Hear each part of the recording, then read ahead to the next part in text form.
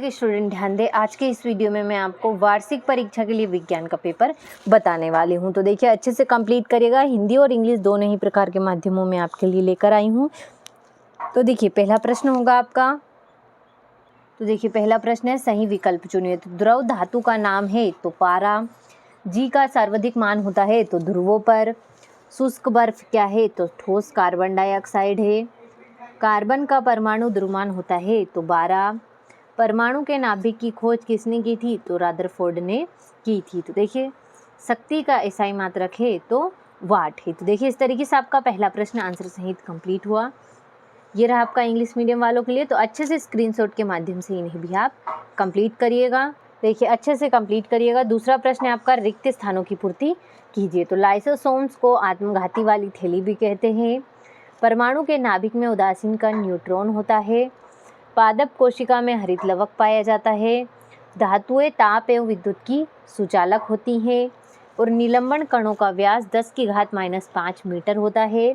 और वाष्पीकरण से ठंडक उत्पन्न होती है। तो देखिए इस तरीके से आपका दूसरा प्रश्न कंप्लीट हुआ। ये रहा आपका इंग्लिश मीडियम वालों के लिए। तो अच्छे से स्क्रीनशॉट के माध्यम से इन्हें भी आप कंप्लीट करिएगा। तीसरा प्रश्न है आपका, सही जोड़ी बनाइए। कार्य करने की क्षमता तो ऊर्जा होगा। दूरी मापक यंत्र तो होगा इसका ओडोमीटर। 1 जूल तो इसका होगा आपका 1 न्यूटन इंटू 1 मीटर। और संयोजी ऊतक तो होगा रक्त। कोशिका तो इसका होगा रॉबर्ट हुक। और संवेग का एसआई मात्रक तो इसका होगा आपका किलोग्राम मीटर सेकेंड इनवर्स। तो देखिए इस तरीके से आपका तीसरा प्रश्न कंप्लीट हुआ।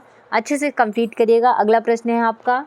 तो देखिए ये रहा आपका इंग्लिश मीडियम वालों के लिए। तो अच्छे से स्क्रीनशॉट ले और इन्हें भी आप कंप्लीट करिएगा। चौथा प्रश्न है आपका, एक वाक्य में उत्तर लिखिए। तो आयोडीन एवं एल्कोहल के विलयन को क्या कहते हैं तो टिंजर आयोडीन। और बल का एसआई मात्रक लिखिए तो न्यूटन होगा। एक ऐसी धातु जो कमरे के ताप पर द्रव अवस्था में पाई जाती है तो पारा। संवेग का एसआई मात्रक लिखिए तो किलोग्राम मीटर सेकेंड इनवर्स होगा। तंत्रिका ऊतक का नाम लिखिए तो न्यूरॉन।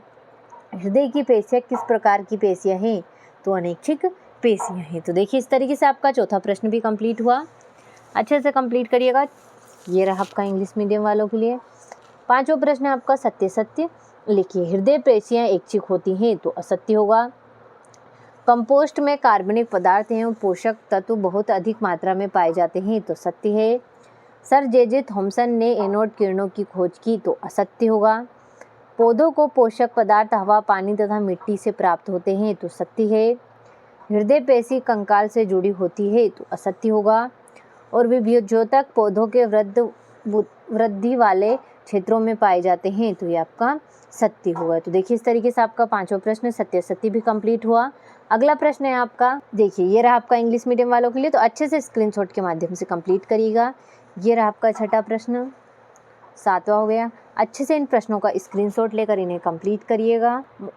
देखिए ये हो गया आपका 9वां, 10वां, 11वां। इस तरीके से सारे प्रश्न आपको क्रमानुसार देखने को मिलने वाले हैं। तो बिना किसी डाउट के अच्छे से स्क्रीनशॉट के माध्यम से कंप्लीट करें। ये हो गया आपका 15वां प्रश्न, 16वां हो गया, 17वां, 18वां। ये हो गया आपका 19वां प्रश्न।